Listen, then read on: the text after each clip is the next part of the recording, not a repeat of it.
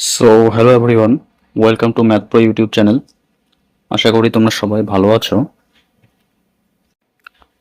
তো ইতিমধ্যেই রাজ্যে WBSSC group C group D এর পরীক্ষার ডঙ্কা বেজে গিয়েছে এবং ক্যান্ডিডেটরাও জোর কদমে প্রস্তুতি নেওয়া অলরেডি শুরু করে দিয়েছে।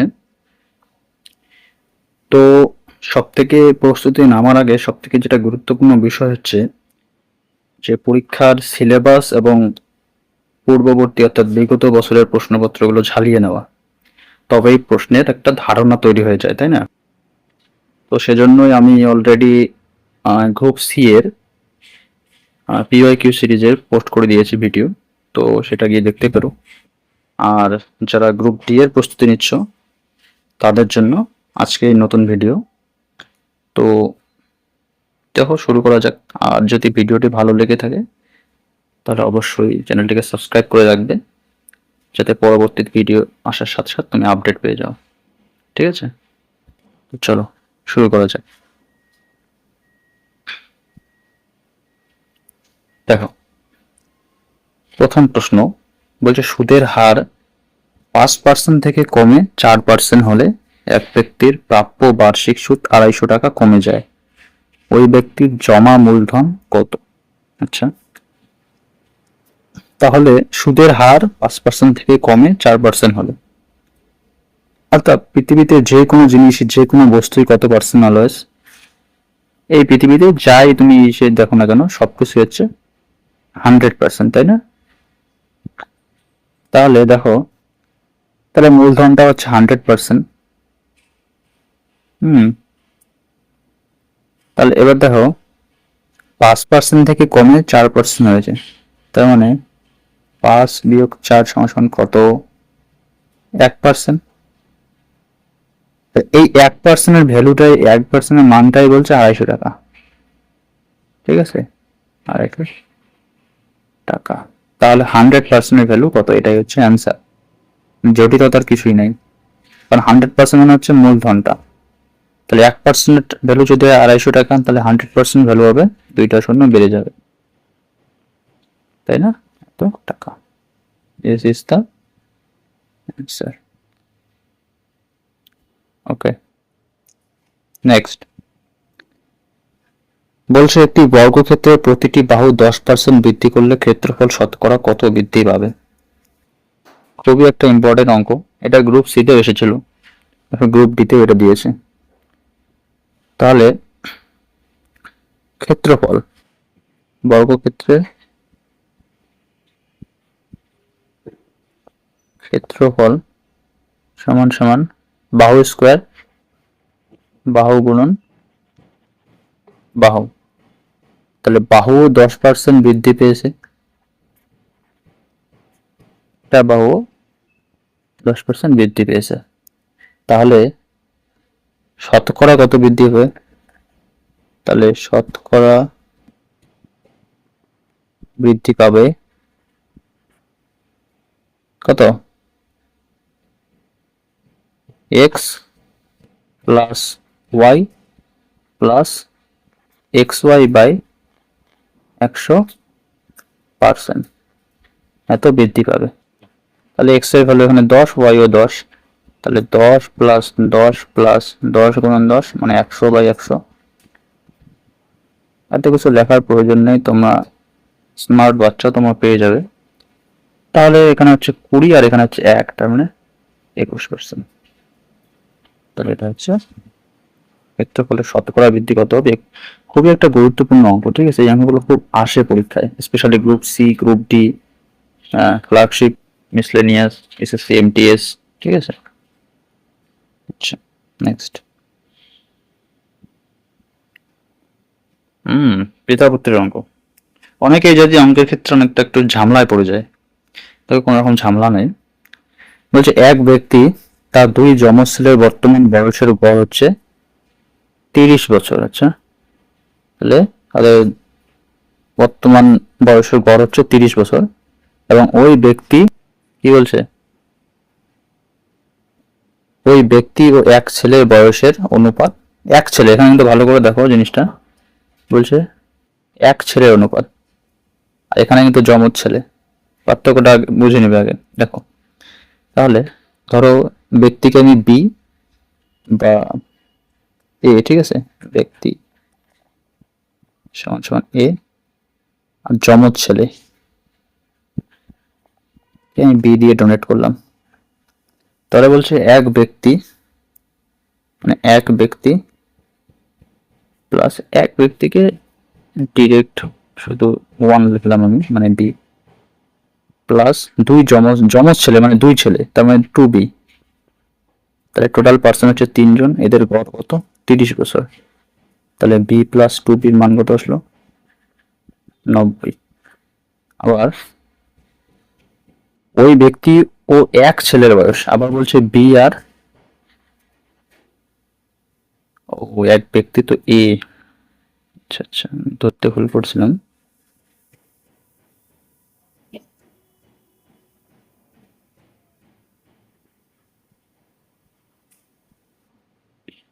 আবার ওই ব্যক্তি ও এক ছেলের বয়স হচ্ছে অনুপাত কত?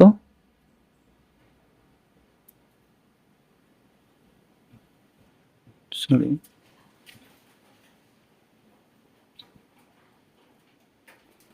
এ বাই বি কত? 5/2 দেওয়া আছে। প্রশ্ন ভালো করে পড়ো, প্রথম জায়গাটা আর দ্বিতীয় জায়গাটা। এবার দেখো এ প্লাস টু বির মান হচ্ছে 90। এখানে এ প্লাস বি অনুমান করে না, অনুপাত কিন্তু এটা, হ্যাঁ। এ প্লাস বি এখানে কত হতে পারে তাহলে? 5+2 7। এই 7 আর এখানে হচ্ছে এ প্লাস টু বি হচ্ছে 90, তাই না? তার মানে এখানে এর মান কত আলটিমেটলি? এখানে এর মান আলটিমেটলি কত? এর মান 5 আর বির মান হচ্ছে 2 ধরে নাও, যেহেতু রেশিও, তাই না? তাহলে এর মান 5 আর বি এর মান হচ্ছে 2। তাহলে 5 প্লাস 2 দুগুণ 4 সমান সমান 9। 9 মান হচ্ছে 90। তাহলে একের মান কত? 10। তাহলে একের মান যদি 10 হয়, তাহলে এদিকে দেখো কোথায় গেল, এই যে এ, এর অনুপাত কত? 5। তার মানে 5-এর ভ্যালু হচ্ছে 50। তাহলে ওই লোকের বর্তমান বয়স কত? 50 বছর। ঠিক না? গন্ডগোল করলাম নাকি? 5 9, 9 গুণ 10, 5। ঠিক আছে, নেক্সট। তো দেখো পরের প্রশ্ন বলছে একটি সংখ্যার 25% ওই সংখ্যার 30% থেকে কম, তবে সংখ্যাটির 20% হবে, কত হবে? তাহলে ধরলাম সংখ্যাটি হচ্ছে কত? এক্স, ঠিক আছে। তাহলে প্রশ্নে বলছে 25, একটি সংখ্যার 25% মানে এক্স গুণন 1/4। 25%-এর ফ্র্যাকশন ভ্যালু হচ্ছে 1/4। বলছে ওই সংখ্যার 30% থেকে 15 কম। তাহলে ওই সংখ্যার 30% মানে হচ্ছে এক্স এর 30%। 30% মানে হচ্ছে 3/10 থেকে 15 কম। এটাই হচ্ছে আসল সমীকরণ। এবার দেখো কীভাবে করব। তাহলে এটা দাঁড়াচ্ছে হচ্ছে x/4 equals to 3x minus 150/10। লসাগু করে দিলাম। 2 দুগুণ 4, 5 দুগুণ 10। তাহলে কী দাঁড়ালো? এগুলো মুখোমুখি করে নিবে। 5x মাইনাস 6x, তাহলে 6xটা এদিকে রাখলাম। তাহলে x ইকুয়াল টু কত আসলো? 150 দুগুণ 300, তাই না? এটা হচ্ছে x এর মান, কিন্তু এটা কিন্তু অ্যান্সার না। প্রশ্নে দেখো, ভালো করে দেখো, প্রশ্নে বলছে ওই সংখ্যাটার 20% কত হবে, ঠিক আছে? তাহলে সংখ্যাটা কত পেলো? 300। তাহলে 300 20%, পার্সেন্টেজের জন্য 2টা শূন্য কাটা গেল। তাহলে সংখ্যা কত হচ্ছে? 3 দুগুণ 3 গুণ 60। বোঝা গেছে? Next question. আচ্ছা, এটা আমি সবার শেষে করাচ্ছি তোমাদের। দেখো বলছে which of the following fraction is the largest. বাংলায় হচ্ছে কোন ভগ্নাংশটি সব থেকে বড়, কোন ভগ্নাংশটি সব থেকে বড়। তার ভগ্নাংশগুলো কী কী দেওয়া আছে? প্রথমটা দেখো, 3 4 12, 12 দিয়ে 14/3, ঠিক আছে। পরেরটা দেওয়া আছে হচ্ছে 4 4 24 আর 25/6। তৃতীয়টা দেওয়া আছে 39/12, আর চতুর্থটা দেওয়া আছে হচ্ছে 47/12। বেসিক্যালি আমরা নিয়ম কি জানি, ছোটবেলায় যেটা করেছিলাম, এটা হচ্ছে যে নিচের হরগুলো সমান করার পরে দেখবো যার লব বড় সেই হচ্ছে বড়। কিন্তু আজকে আমি যেটা শেখাবো তোমাদের সেটা হচ্ছে শর্টকাট প্রসেস। শর্টকাট প্রসেসটা কি দেখো, এটা জানতে হলে প্রথম ভগ্নাংশে লব আর হরের পার্থক্য কত? প্রথম ভগ্নাংশে লব আর হরের পার্থক্য কত? প্রথম ভগ্নাংশে লব আর হরের পার্থক্য হচ্ছে 12, ঠিক আছে। পরের ভগ্নাংশের লব আর হরের পার্থক্য কত? 25 থেকে 6 বাদ হচ্ছে 19। তৃতীয় ভগ্নাংশের লব আর হরের মধ্যে পার্থক্য কত?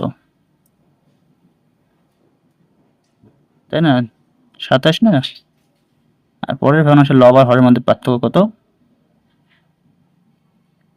35, ঠিক আছে। এই যে হরের মানে লব আর হরের যে পার্থক্যগুলো পাইলাম, এদের লসাগুটা করে নেব। তাহলে 12, 19, 27 আর 35, ঠিক আছে। এদের লসাগু করে নেব। লসাগু করলে কত হচ্ছে দেখো, 3 দিয়ে যাচ্ছে, 3 4 12, 19, 3 9 27 আর 35, আর বুঝে যায় না, তাই না? তাহলে এর লসাগুলো কত আসলো?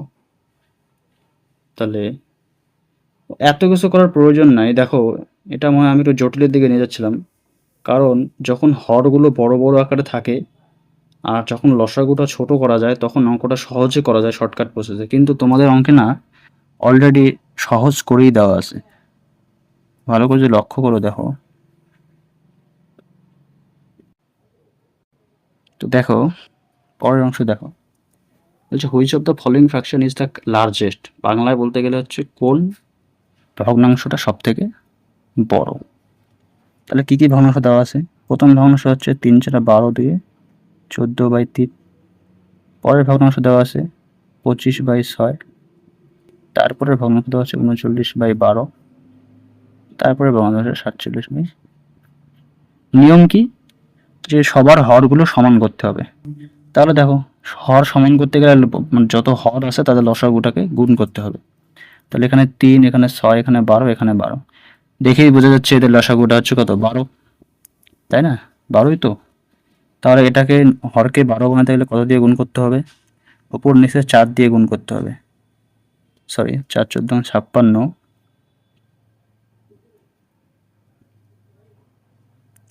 তাহলে হচ্ছে 56/12।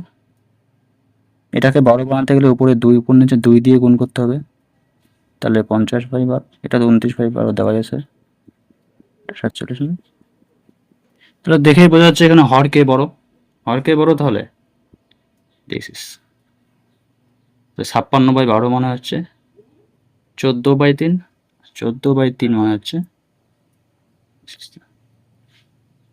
রাইট। নেক্সট বলছে 24 জন লোকের একটি পুকুর কাটতে 12 দিন সময় লাগে, তবে কতজন লোক 8 দিনে ওই পুকুর কাটতে পারবে? বেসিক অঙ্ক। কি করতে হবে তাহলে? দেখো, শর্টকাট হচ্ছে m1 into d1 equals to m2 d2। যেখানে m1 হচ্ছে ব্যক্তি, d1 হচ্ছে দিন, আর m2 হচ্ছে দ্বিতীয় ব্যক্তি, d2 মানে পরের যতগুলো ব্যক্তি লাগবে, আর d2 হচ্ছে পরের দিন। তাহলে প্রথম m1 কত? 24 জন লোক, তারা কতদিন সময় নিয়েছে? 12 দিন। এবার কতজন লোক লোক চাইছে, মানে m2 বের করতে হবে। d2 দেওয়া আছে 8 দিন, বাস। তাহলে 8 দিয়ে 3, তাহলে m2 সমান সমান কত হলো? 36। দিস ইজ দ্য, আচ্ছা ঠিক আছে। না বুঝতে পারলে কমেন্ট করে অবশ্যই জানাবে, কোন জায়গাটা বুঝতে পারতেছ না, আমি অবশ্যই রিপ্লাই দিই, সেটা বুঝিয়ে দেওয়ার চেষ্টা করব।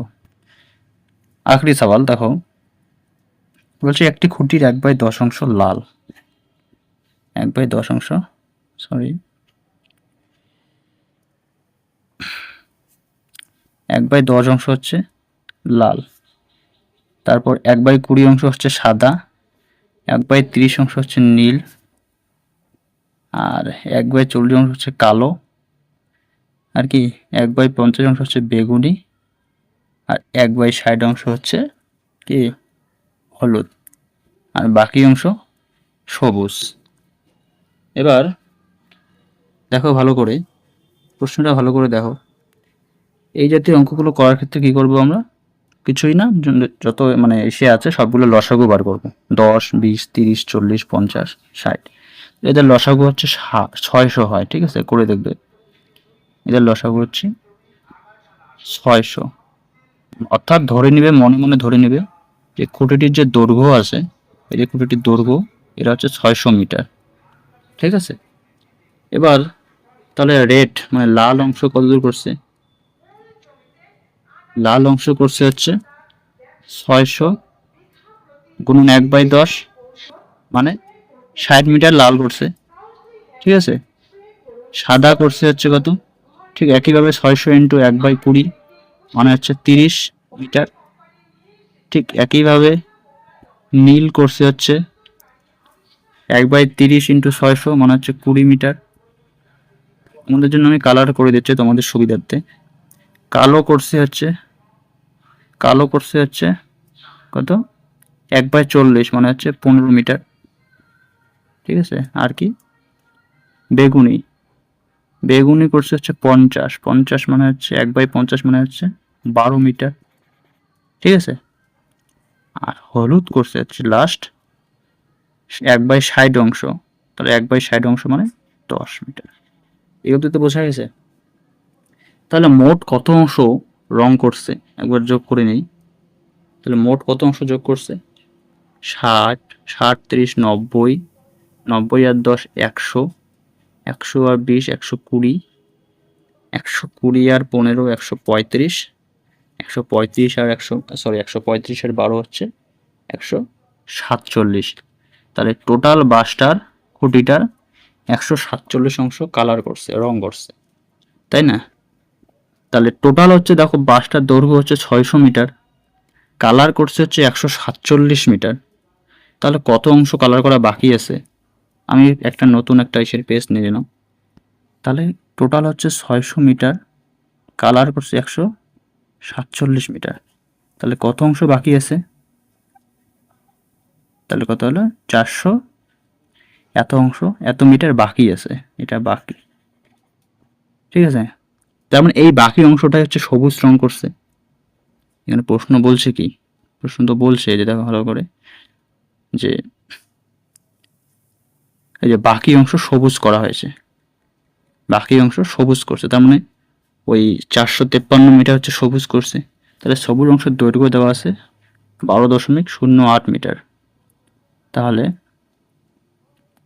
453 এর মান হচ্ছে 12.08 মিটার। কিন্তু আমাদের তো বার করতে হবে টোটাল খুঁটির দৈর্ঘ্য। মোট খুঁটির দৈর্ঘ্য আমরা ধরেছিলাম কত? 600 মিটার, এই যেটা মোট,